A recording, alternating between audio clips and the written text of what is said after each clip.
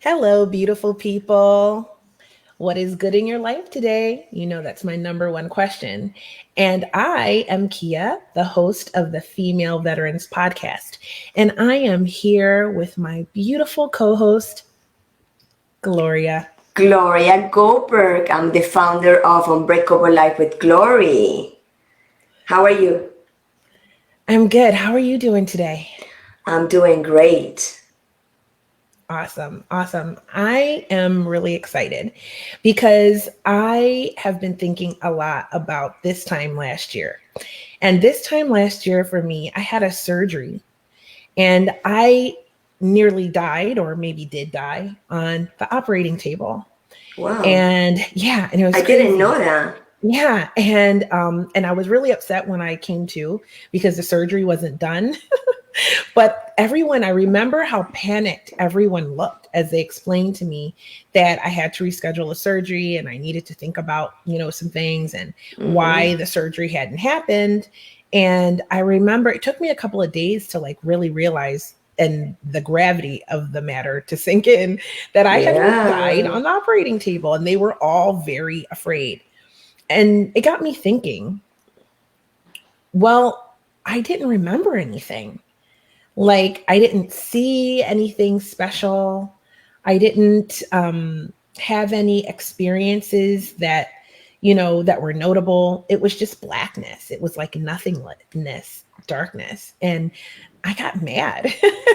So I For thought real. I'd see a light or have like this out of body experience or, wake up with telekinesis. So none of that happened. And I was really frustrated. And since then, I've been really curious about what happens after death with our consciousness. And I Right. wonder, have you had any experiences like that?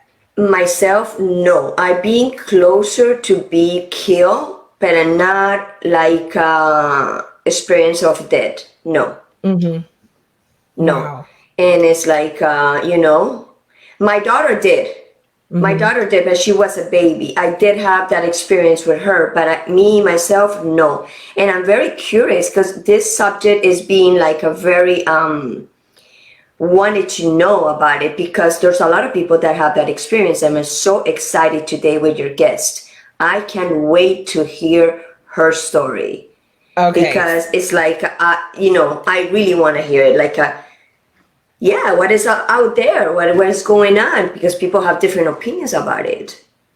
I agree. I agree. And she's really cool. Actually, we were we always, pay tribute to the London Reel on this show Right. and spread love about the programs and Brian Rose and all of that because we are graduates.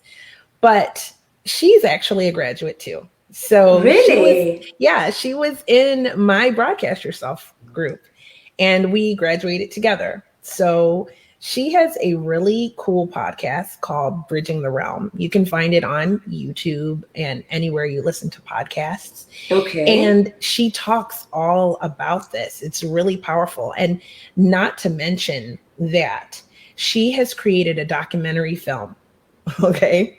Like really, the trailer for this thing is mind-blowing and I have requested a link so that I can share it on our page so that everyone can see what I'm talking about. It's really, really cool. And I hope that she's funding the film. So I hope that she gets to make it. And it is called Beyond the Veil. And everyone should take a look at this. It's so interesting. So without further ado, I'm going to bring on Daisy and let's Yeah. ask her questions and Yeah. let her tell us more about this stuff herself. Of course. Bring her in. Let me put like a 3 here because I think Yes. there you go. Okay. Okay, let's see the way we want to do it. Okay, you want me to bring her in now? Yes. There you go. You bring her. Yes. So let's put her in here. I want her to be the principal. There you go. Better. Perfect. That looks great. Hi. Hi, Daisy. How are you, sweetie? Hi. Hi, Can how you are hear me? you? I'm good. Thank you. How are you? We're We awesome. We're awesome. We are so happy to have you here. Thank you. It was so nice to watch you guys just start this conversation about Kia's experience. It's pretty much, yeah, that sounds very is very similar to, well, I haven't experienced a near death experience, but I've done a lot of research on people who have and who have actually died and came back. And yeah, it's pretty fascinating, the whole topic. So yeah, I'm really excited to get into this. That will Wow. be awesome. So I want to ask you before we get started. I've heard your podcast and it's pretty cool. And I would love for you to tell everybody some of your topics that you explore in your show. Yeah, so just like Kia mentioned, we started the podcast more or less on the same time. So I started mine in September last year, and the name of the podcast is called Bridging the Realm. And the idea is to basically, it's sort of an exploration of the spiritual side of life, but it sort of explores the invisible reality. So it's everything that is outside of the visible spectrum. So it's things that we can't see. So things like to do with psychic abilities, communicating with people who have passed over, dealing with energy, the quantum world. So it's everything to do with the invisible realm and how it affects us. Because, a lot of people kind of would say, okay, well, even if that exists, which a lot of people don't believe it exists, even if it does exist, how does it affect me? And the truth is that it affects us constantly, because these are things, these are energies that are existing around us. And we can't see them because our eyes can only see about 6% of the visible light spectrum. But 94% of the everything that is out there we cannot see. So it makes you think, well, everything else that we can't see, how does it affect us? Does it affect us? How does it affect us? So my podcast is pretty much to do with that. And it's really trying to understand the energy of the world and how it affects us at this quantum level, which really is the first level. First, before anything manifests into the physical reality, first it exists on an energetic level, on an energetic reality realm. So that's really what I'm trying to explore and understand with the podcast. Daisy, I want you to explain to our audience what happens to you, because we are talking about a subject, but probably people wanted to know what happens to you. How I started doing this? Why I started doing this? You mean? No, what happens to you because you did have a experience a life after death, correct? No. I didn't personally have one, but I've done a lot of research on people who have, and Okay. so my story basically started with around 5.5 years ago. I lost someone from my family. My mom passed away. She had cancer. She had, she did the whole chemo and everything for 2 years, but then unfortunately things just kind of,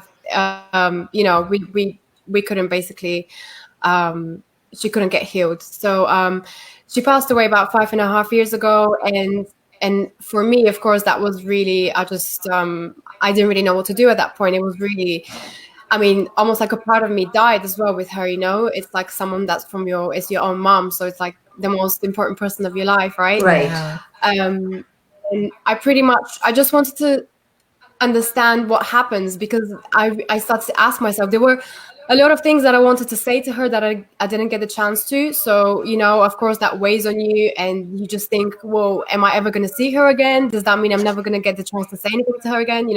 So you ask yourself all these questions. And then I basically started to look into what happens after people die, and obviously, of course, the most obvious things that came up were things to do with grief and how you need to deal with grief, and that you just need to accept it and move on. But for me, I just couldn't accept it and move on. My life had just forever changed. It was never going to be the same again, ever. So I had to find out what happens. And I wanted to, if she does still exist, I wanted to find a way to communicate with her. So eventually I came across a psychic medium who is here from London, and I made an appointment with her, and I went to see her. That was just after 3 months, just after my mom passed away. And I went in not really expecting much. I kind of just thought, God, this will be really silly. I'm going to come out, just feeling the same, and nothing's going to happen. But I went in, and it was a woman, and just the stuff that she told me was really just mind blowing. She relayed to me things that my mom was feeling when she was dying, that things that happened that she couldn't have known in any other way other than my mom, was actually there with her to tell her. And she did confirm that my mom was there in the session with Oh us. my goodness. Oh, wow. And it was really, it was crazy because at that point I was really numb. I was still in shock from everything that happened. But I could very much feel my mom's energy. It's really weird, sometimes when someone walks into a room before you see who it is, you know them because you know who it is because you just feel their energy. Everyone has a different type of energy. So it's kind of like that. I could just feel her energy around me, and it was really hard to explain and, put into words, but you just know that they're there. But of course, at that point, I didn't believe in anything to do with that. So in my mind, I was kind of like, well, I'm just imagining it. I'm imagining it. But then everything that the lady was telling me, I knew I couldn't have imagined it because it was so much information that she relayed. So and then from then on, I started looking into this. I started doing some more research, reading books about psychic abilities and how people can communicate with the afterlife.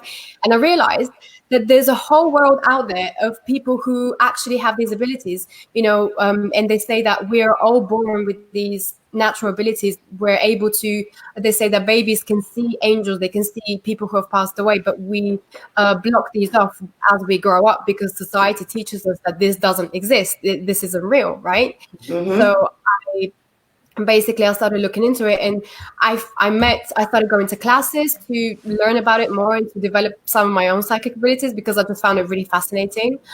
And there's just so many people out there all around the world who have these abilities, and they're able to communicate with people who have passed away, and there are other people who have no idea about it.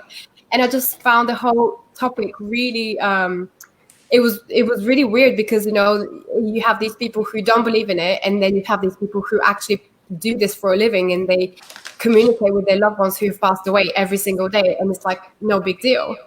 Wow. So I was trying to understand how basically this works and learn more about it.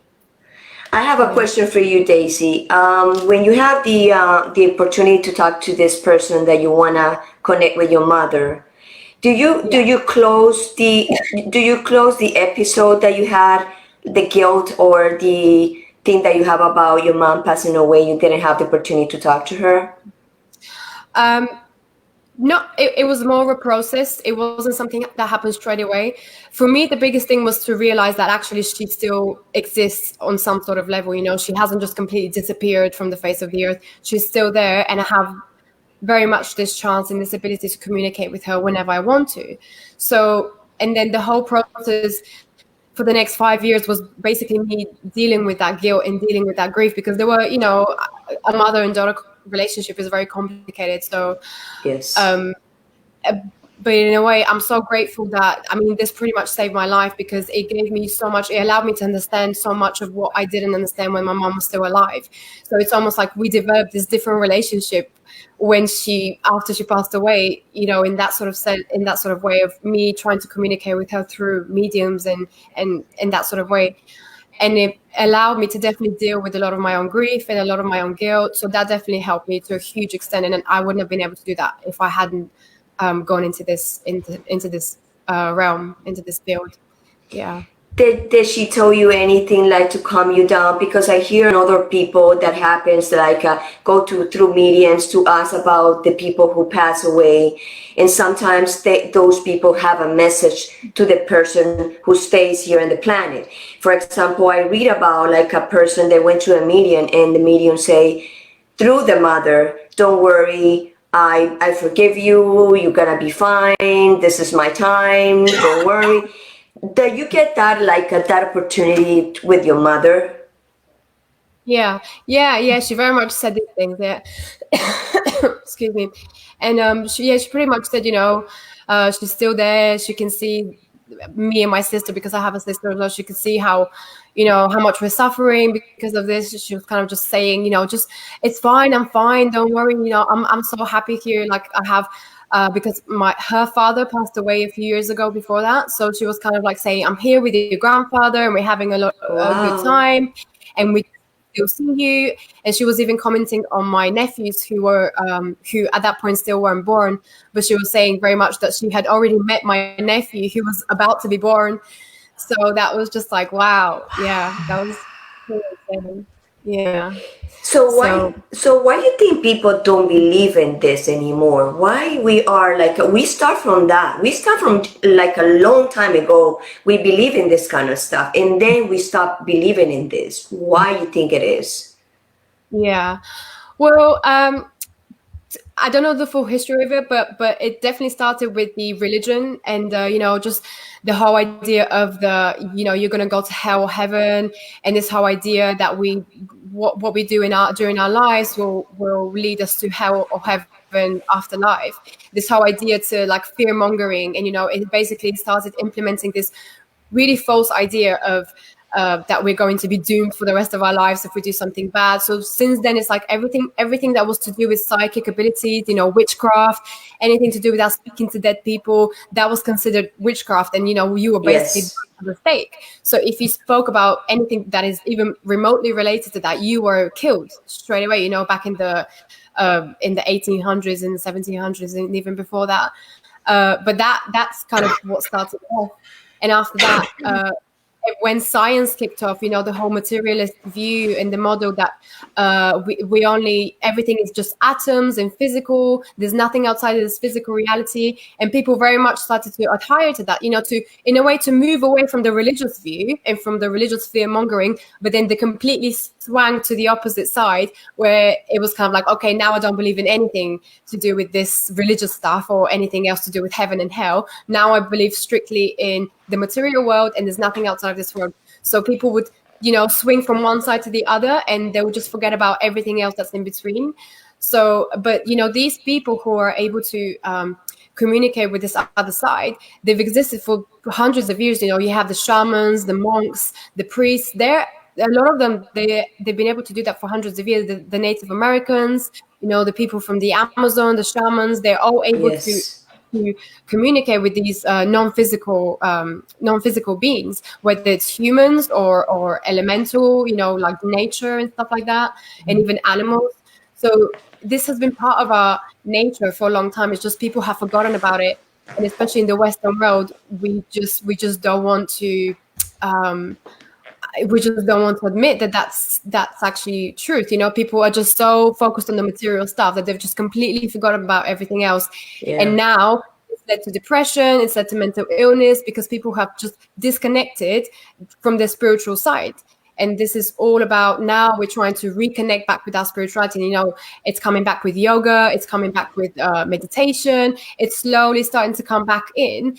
But still, there are people who are not able to just shift their mentality that there is actually something that exists outside of what we can see. They're very much based in the I only believe it if I can see it. Whereas in reality, and now science is very much proving that with quantum physics, they're saying that everything is energy, everything is, on the quantum level, everything is energy and we can't see it. So it's just about changing your perception and opening up to the other reality that we exist in. I love that you said that, because I'm about that Yes. quantum physics life. And I'm about everything being energy and the subatomic level and creation on that level, but also understanding that this means that consciousness must exist outside of the body, Yeah. right? Yeah. And Totally. that it outside of the brain, and that maybe the brain filters it or works with it, but Yeah. it's really much larger than this meat suit. It's really Yeah. much more than that. And it's an incredible thing to hear you Yeah. talk about it. I know that my Yeah. mom died last year, or 2 years ago. It'll be 2 years in February. And I remember when she passed away, the night that she passed away, I felt it. I knew it. I knew. I woke up. First of all, I had nightmares, and I woke up from these nightmares at her exact time of death. I don't think I've ever Wow. had one before. And I could not get back to sleep. And I felt just an overwhelming sense of ickiness, is all I can explain it as. And I went downstairs and put on a movie. And the movie I put on, I didn't realize at the time, was one of her favorite movies. Okay. And I started with Steve's Bayou, actually. And I'd never seen it before. And I started watching this movie. And it was a really emotional movie. So I was like crying at the end and everything. And I just felt like the little girl in the movie reminded me of myself as a little girl. And it was just like reminding me of my mom and reminding me of growing up. And it was like a really, in a way, cathartic Yeah. experience. But at the same time, like it was really also very sad. So when I never went back to sleep that night, but it was a few hours later, I got the call that my mom had passed away. And then after that experience, like dealing with that was really heavy. But after that experience, I felt her energy for a period of time around me. And I knew it was her without a shadow of a doubt. I saw light sparks, I saw doors opening and closing, I felt a presence, and I knew it was my mom. And we had things to say to each other. And I said them to her at that time. And it gave me a lot of peace and a lot of healing. But just by understanding that it was her. I did not have the belief that it wasn't. I had no shadow of a doubt that her presence Just, was there, yeah. you know. Yeah, totally. And so many people I've spoken to, they say the exact same thing. It's like they just know, because you know how someone feels, especially someone that you've lived with for your whole life, you Yeah. know what their energy is like, when they're around you, you just have that feeling of like in you. And I would say Mhm. that was very much, your mom almost like communicating to you to watch that movie, because that was a way of almost being prepared for what you're going to hear in the next few hours, when you got the call. So Mhm. I would say that was literally her communicating with you already, that's what was going to happen.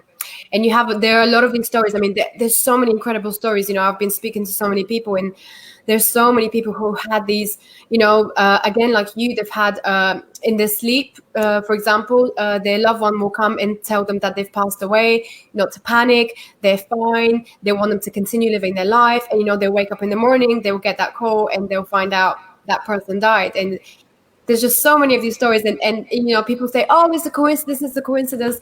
How can all of these stories be just a coincidence? It's Right. not, it doesn't make any sense.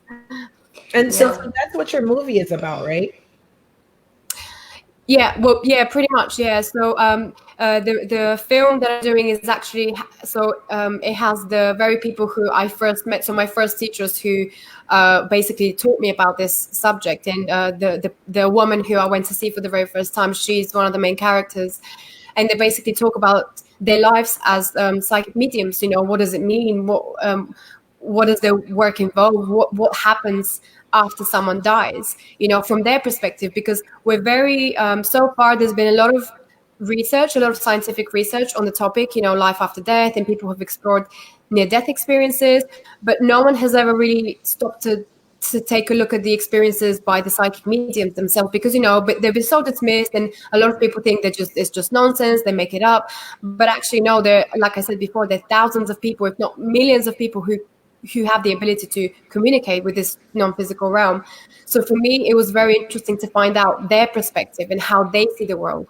Because it's like, for example, if I was born a psychic medium, or if I had the abilities, for example, I would be able to see right now if, say, your mom, your dad was standing right next to you, they were trying to give you a message. They can see that, not all the time. It depends on person to person.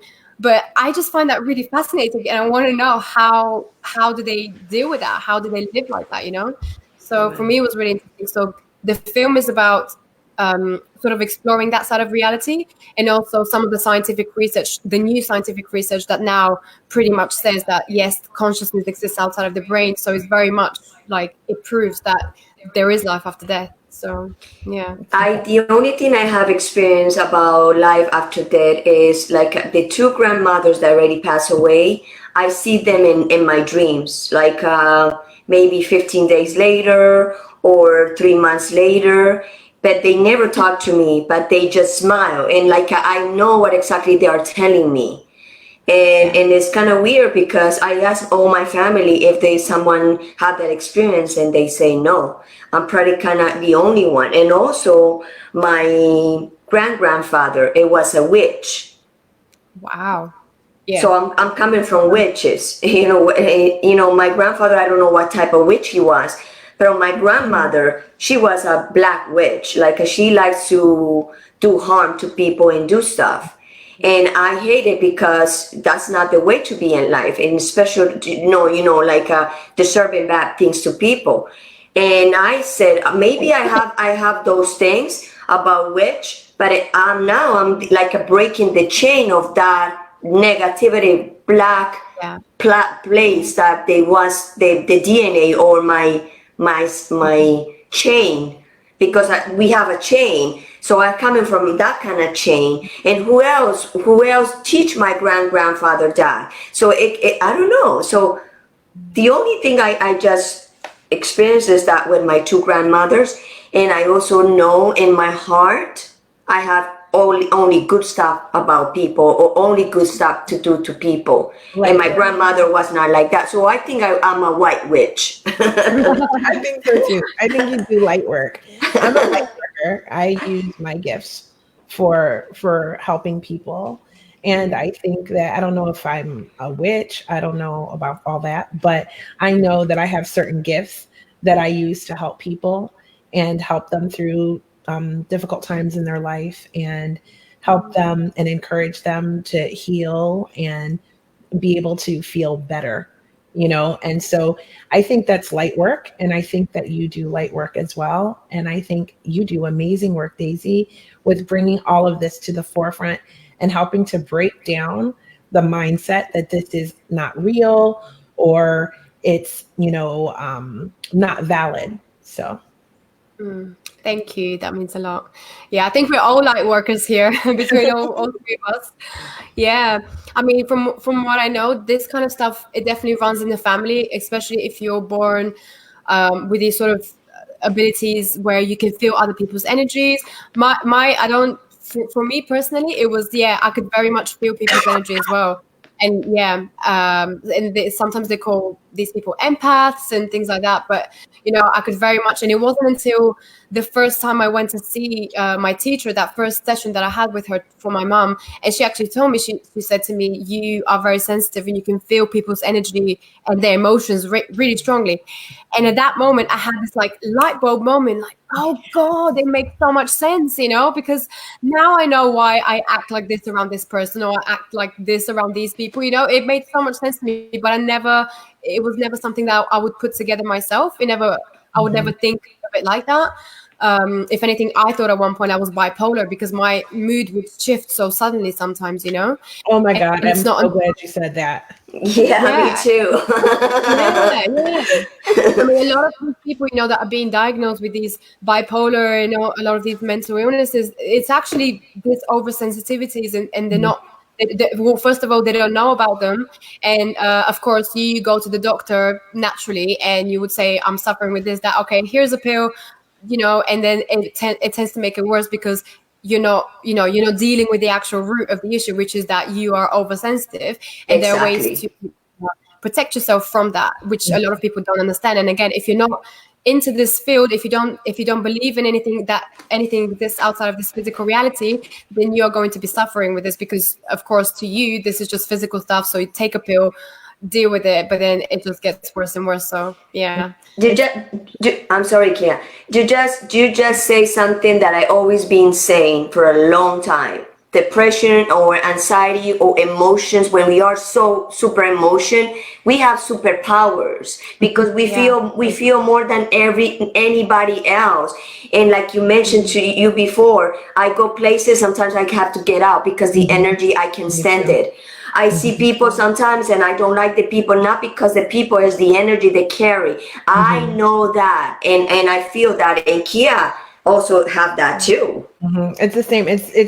I'm so glad that we're both talking about sensitivity. And Gloria, you actually said what I was gonna say. So it's really good. It's a weird just like that. But what I was gonna say also was that being super, super sensitive, it is a gift, but it can feel like a curse if you don't understand it. Yes, And it's like you said, how you thought that you were bipolar. It's like, it's the same for me. It's coming into contact with people will drain me. And I had to figure this out. I figured this out just last year, no, 2018, on my own, that I was an empath and what that meant. and how it was a superpower and how, it could feel like a curse and why. And then I started to look at all the relationships in my life and see how their energy affected me. And it became a useful tool for eliminating toxicity and also for gravitating to people whose energy, like Gloria's, attracted me, that pulled me in, that made me feel recharged. And I learned how to ground properly. And I learned that it was okay that if I needed to spend a whole day without social media, without talking to anyone, laying in my bed all day, and not coming into contact with anyone, that it was okay. That it is what I needed to recharge myself. And that after I talked to someone on the phone, if I felt depleted, it was because of I was taking on their pain or whatever we were talking about in the conversation. And I needed to learn how to transmute that, because that's part of light work. So I made them feel better, right, by talking them through their problem. But after I got off the phone with them, I was completely like exhausted, tired, like I needed to go to sleep. I felt drained, or maybe I felt sad, or I took on their feelings. So I had to figure out, how do I transmute this? I've now turned their darkness to light for them, but now I'm holding it. How do I release this? How do I get rid of it? And so it was a really long process for me to figure this stuff out and realize that being sensitive is such a good thing. It is a beautiful thing. It's a gift, but you have to learn how to manage it and be okay with what you need to do in order to feel good. Totally. I love to be emotional. I love, because that is who you are. Like, you cry more, you feel more, you're passionate, you're louder, you're like, what is such a boring life just to be with like somebody quiet? I'm freaking emotional. I cry. What is wrong with that? Nothing, Muñeca. Oh, yeah. Right? Totally, I completely agree. And I think we're kind of, a lot of people becoming more aware of this now. And we're coming to this kind of point where people are really realizing how crucial their emotions are and listening to their emotions. Because a lot of people, normally we tend to be cut off from our emotions. So to the point where we don't even feel what's going on inside anymore.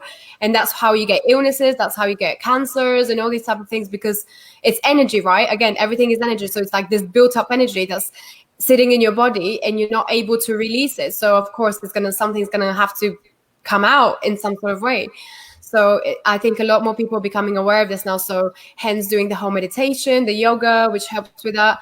But I think the most potent thing with to do with emotions is to do just like they call shadow work or something similar to that, where you're going into your traumas and looking at them and basically healing them from that perspective, where you actually almost like reliving it again or going back to the memory as a way to heal that and then to release it. So yeah, a lot of people, that's becoming quite popular now, and I've certainly tried it and I can vouch that it works. I think that's incredible. Like, in a way, what I do on the Female Veterans podcast is that it is to have the girls come and share their experience. And a lot of these stories that I hear are traumatic experiences. And they get to relive that moment and tell it and speak their truth. And they find that it's healing to share their story. But not only that, it's healing for the person who's not ready to tell their story yet, because they get to hear it and hear that they're not alone. So that, to me, that's a really important thing. It's a really important aspect of what I do on the Female Veterans podcast is a bit of shadow work, Yeah. That's awesome. Desi, I have a question for you. Yeah. What we can learn from the psychics, shaman, and healers to understand life after death? What we can learn from them? Well, first is to open up our minds and to expand our view of reality. It's really to go back to our instinct, tap into our instinct and intuition, because our instincts, we've always known that this reality is not the only reality that exists, but it's our minds, it's our egos that are constantly blocking this and trying to make everything fit into a box, So it's about firstly tuning into your intuition and your instincts, and reconnecting with those, and when you come into that space, it's almost like you start to remember things. You start to remember just naturally. You start to know that this isn't real, that this person is lying, because you can feel that, or that this person, or that my mom is here with me right now because I can feel her energy around me. And again, everything is to do with the feeling, with the intuition. It's like my intuition is kicking in and it's telling me that there's something beyond what I can see that is existing right now, that is happening right now. So the first thing I would say they would suggest is to really try to realign and reconnect with your intuition. That's like the most, and your feelings and your intuition, that's the most important thing that anyone can do right now. You don't have to become a psychic, you don't have to become a tarot reader or a clairvoyant, but tuning into your feelings and honoring them by actually taking the action to honor your feelings and what they're telling you to do rather than what your mind is telling you to do. That's the first step. Okay, so let me interrupt right there. So how people can do that? There's a simple way or simple ritual how do people can connect that intuition? Well, meditation is probably the easiest one, but you don't have to go into meditation every time you want to connect. You can do it on a daily basis. Just right now, as I'm sitting here talking to you, I can tune into my feelings and I can ask myself, in my head, how do I feel right now? How does this conversation make me feel? It makes me feel really good because I'm talking about something that I love and that I'm passionate about. So instantly I know this right now is making me feel very good. So that's my intuition and that's my feelings talking to me. And then, then I can go out and I have a very bad feeling, and then I'll ask myself, why do I have this feeling? So again, it's speaking to your feelings, is trying to establish that relationship, that communication with your feelings. And so you can do it all the time, constantly. You just have to stop and ask yourself, how do I feel right now? How do I feel right now? How do I feel right now? It's literally, and then after a while it becomes natural. So it's like a natural communication that you've established with your feelings, with your intuition, rather than your head. And then you can check in with your head, and then you can ask your head, okay, what does my head think about that? Should I do it or should I not? So it's kind of like, yeah. Oh, I love that. I love that. It's easy for people to understand that. Yeah, it's really easy. It's so easy. That's what people don't get. People think, oh, it's so hard. I have to do like 2 weeks of meditation. And no, you just do it on the spot. It doesn't have to be hard. It's just you have to be consistent with it and you have to commit to it. That's where people fail. I think they don't commit and they're not consistent. They try it once, twice, 3 times. It doesn't work, and then they're like, oh, it doesn't work. I'm gonna just leave it. And then. Yeah. But that thing that everybody have it, because when women or men going into like a new relation, right? With somebody that they don't know. In the beginning, you can have those thoughts. Like in the beginning, they're pure thoughts. Like I like him, or I don't like him, or I like her, don't like her. There's like always signs, like the red flags that we name, right? But because the person are in such a hurry to go in a relation, you don't want to see those red flags, but they keep seeing those red flags and they continue. That's why they don't listen to the intuition, and that's why they cause problems in their relationships, because they don't listen from the beginning what the body and the intuition was telling them to that person not good for you, right? Even you are alone.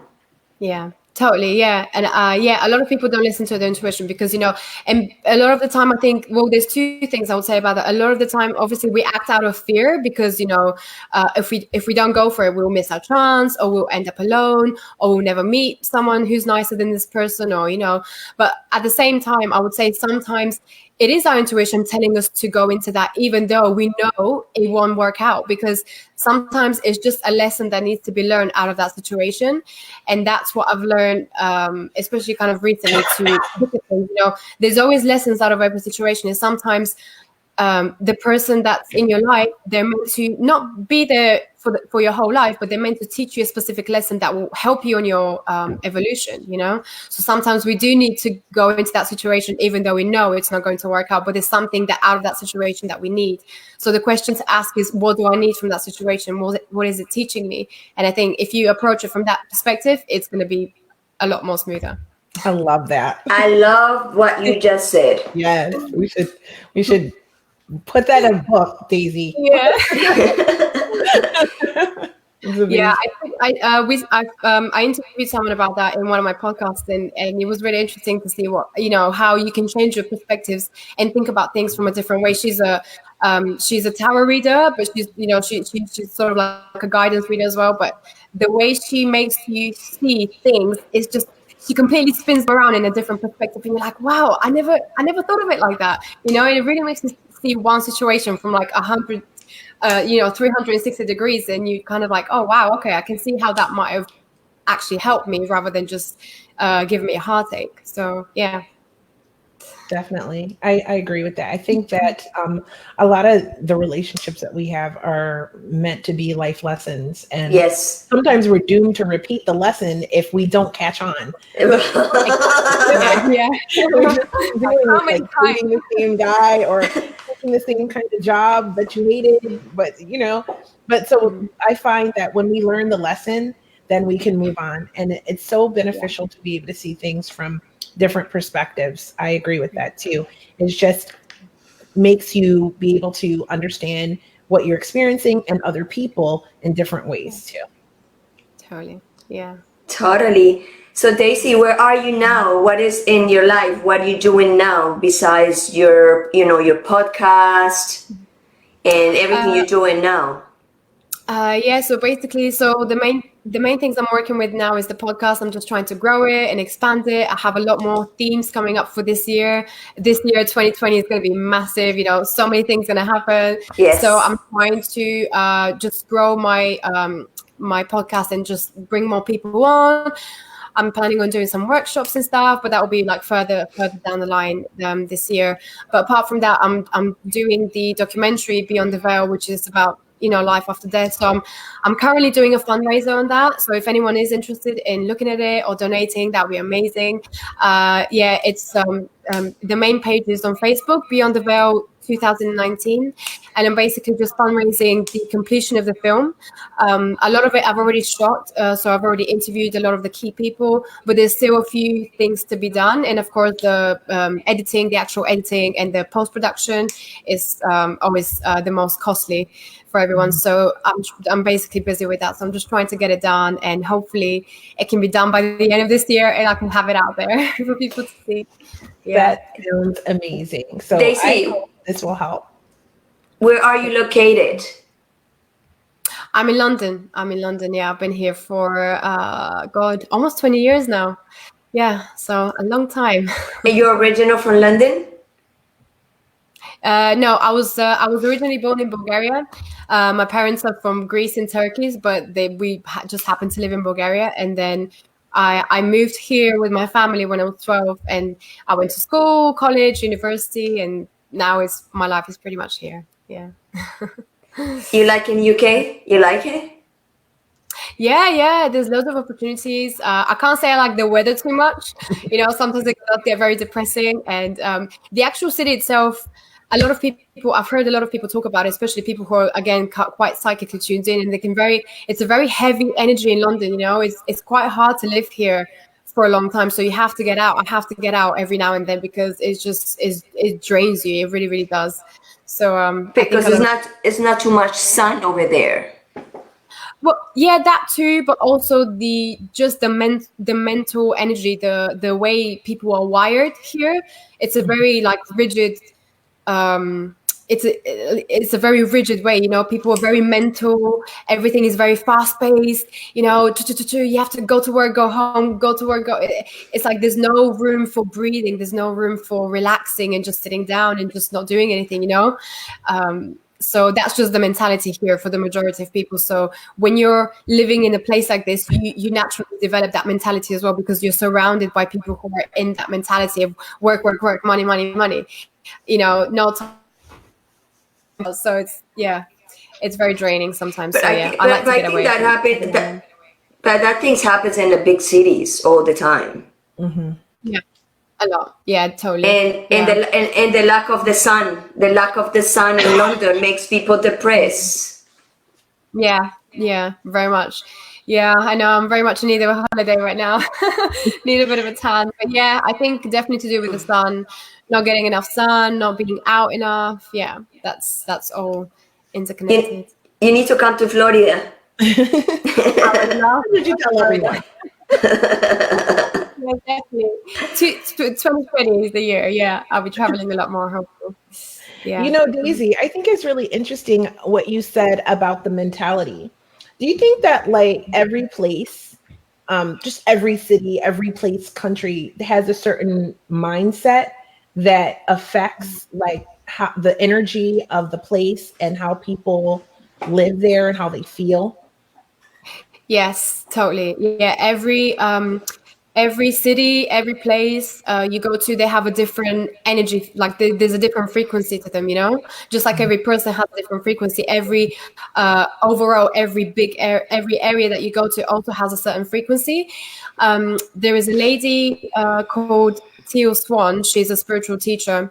Or- She's she's really amazing because what she does is as she travels, she writes blogs on the specific city that she travels in, or at Mhm. least she used to do that. I'm not sure if she does it anymore. But if you go on her website, on her blogs, for each city that she's been to, she would write a blog about the dominant frequency of that city, Oh, and the higher Wow. vibration and the lower vibration, and it's so fascinating to see. that is And Yeah. I remember once she wrote one about London, and she said about London that one of the main things, because there's so much history here, it's like for a person who is very psychic and who's clairvoyant, who's able to see and pick up on energies, it was like walking through a theater, because she could see into all these ancient energies, all these old energies from the war, from Jack the Ripper, those kind of times, and she could very much feel those frequencies. They're still very much here in the city because they Mhm. haven't been cleared. And she was saying it's very much like walking through a theater or like a circus or something, because there's so many different frequencies. It's like a soup of all these different energies and frequencies. And yeah, so if you're sensitive, that might affect you quite a bit.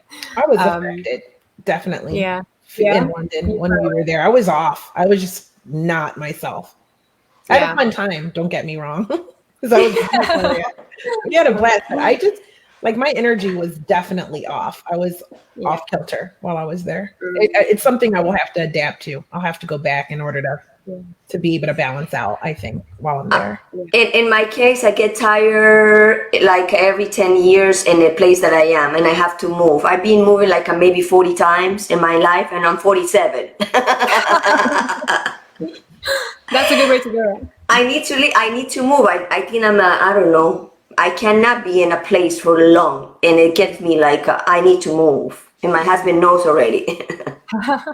He's on board with that. He That's already good. knows that. Yeah, when I get into, we need to move. We need to move. It's like in the energy of the house. It tell me get out of here. Exactly, yeah, your time there is done. Yeah. Yeah, I can totally relate to that. Yeah, because it's really exciting moving to a new place and meeting new people, and it's a very nice way to live. If you can live that way, of course. Not everyone Right. can. Those people who have like a 9 to 5 job, and yeah. I did have a job 9 to 5, and I always move. Yeah, yeah, I because you have always to. move. But you The like main thing Florida though. You is like it sunny. Huh? You like Florida though. You like it sunny. So you move a lot, but like in Florida though, right? Right, right, right. But I wow. never live in like a cold weather. I don't know. They're always like in like a very hot places. That's better. That's The better. humidity here is a little bit, tough. Yeah, Florida. Yeah, and you guys must get the from El Nino. Do you get the affected? Hurricanes. Yeah, Yeah. we get a lot of hurricanes every year. So every year we are anxious, like an anxious state. Oh, I hate hurricanes. When I was living there in Miami, oh my God, I was so terrified. And fortunately, the whole time I was there, we didn't have one. Oh Well, wow, you're that's lucky. I was lucky. I was so scared too, though. it is really scary. Yeah, I think. Yeah, well, here in London, we haven't really had any of those. We seem to be quite protected, I guess, because we're in the middle of the whole country. It's quite nice, but at the same time, you have to travel if you want to go to the beach or anything like that. It takes, yeah, So yeah. so Daisy, who people where can hear your podcast and everything that you're doing. Yeah, so my podcast, so I have a YouTube channel which is now that's where most of my podcast interviews go, and it's called Bridging the Realm. So if they just go on YouTube and type in Bridging the Realm, my channel will come up. And I also have they can find me on Facebook and Instagram. It's the same name, Bridging the Realm. And with the documentary that I'm doing, it's called Beyond the Veil. And the best way to find me is Beyond the Veil 2019. And all the information for the fundraiser and for everything is there. So if they want to get involved, they can just get in touch with me through there. Yeah. And how much you're raising for? How much money is you're raising for your documentary? So at the moment, for the completion, is £12,000, and hopefully that will be enough to complete it. Yeah. No, hopefully, no. You will get the £1,000 that you need. That's what you need to say. Yeah, I will. I'll get there for sure. We will You're gonna get it for at your sure. premiere. Yeah. Yeah. Yeah. I just I just hope that people who are interested in this or who have been meaning to look into this topic for one reason or another actually do, whether it's through my work or through someone else's work. I've interviewed a lot of people over the last kind of 2 months that are work in this industry. So psychic mediums, people who are clairvoyant. So if people want to learn more about that, they can also listen to my interviews that I've done, and they're really fascinating. People talk about their lives as a psychic medium, what it's like, how do they live, being able to pick up energies and communicate to people who have passed away. It's really fascinating. So It is. It is. Yeah. Yeah, It that's is. very cool. Yeah. That's very cool. Yeah. And I actually have one more question for you before our hour runs out. My question is, what is there something that it is common amongst the people that you interview, like the mediums and everything, about like an obstacle that they face and doing what they do? Yeah, definitely. Well, I guess the first thing is probably that a lot of people who do this work, they don't tell people about it. You have to, I guess, unless they bring it up themselves, they wouldn't really communicate that. Because a lot of people who do this work, they have regular jobs as well. There are people in my class, for example, who are doctors, lawyers, nurses, from all walks of life. So you wouldn't think, and a lot of the times they don't tell their colleagues from their regular jobs that they actually do this because they know how they're going to be seen. And of course, a lot of people don't believe in it, so they just don't talk about it because there's no need. There's no point. So I guess it's just this again is the stigma that comes with this psychic, clairvoyant, witchcraft or anything to do with that. People just Tarot reader. People just don't understand the differences between them, and they just see it as demonic or evil and things like that. So I would say that's probably the main issue for people who are in the industry. But a lot of them are out there doing this work and they have no shame about it, which you shouldn't, because they're doing incredible work. I've seen people's lives change because of going to see a psychic or a medium or tarot reader, just like my life changed when I went to see my teacher for the first time. And your life could change because of that, and it's just whether you want to be open to that or not. So yeah. So one more question. If someone wanted to, you have a teacher and you're learning. If someone wanted to have a teacher and learn, what would be your advice for them to get started?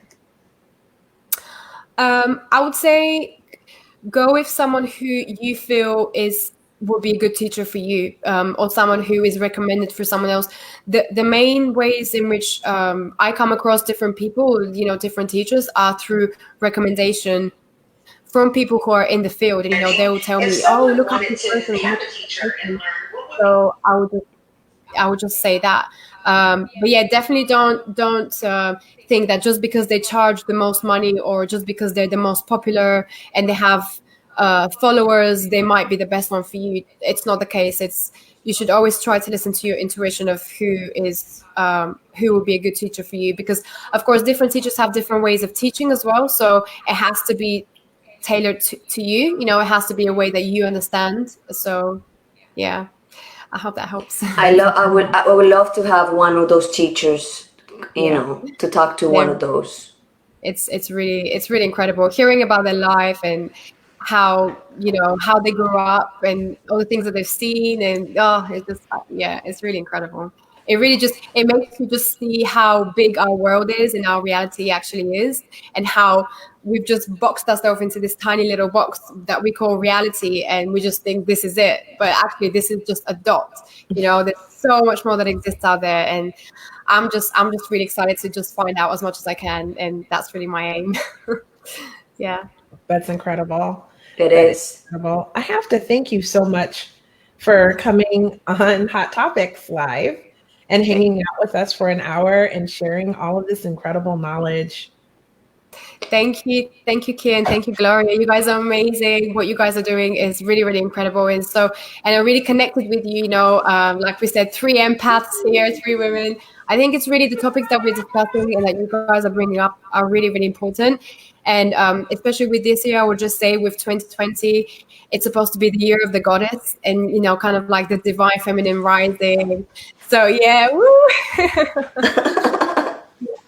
So I think it's really important, that women are owning their truth, and they're owning their power and their authenticity, and they're bringing back these ancient traditions. Gloria, like you said, you have this like witch sort of this ancient tradition in your family that's been passed on to you, and it's up to you how you use it. But that's something that we inherited from our ancestors. So it's really important that we honor it and that we use it in the best way that we can. So because otherwise, it's kind of like we're just wasting all that knowledge away and that wisdom. So yeah, thank you for having me. No, thank you, and we are so honored to have you here today because this is a very important topic, and we want to discuss it for a long time. And also, we want to bring you here when you finish with your documentary, and tell us how you're doing, and to help you to promote it and help you to spread the word around the world. Thank you so much. That'll be amazing. Thank you. I love that. Yeah, definitely. So, Kia, we're gonna wrap it up. I think it's about that time.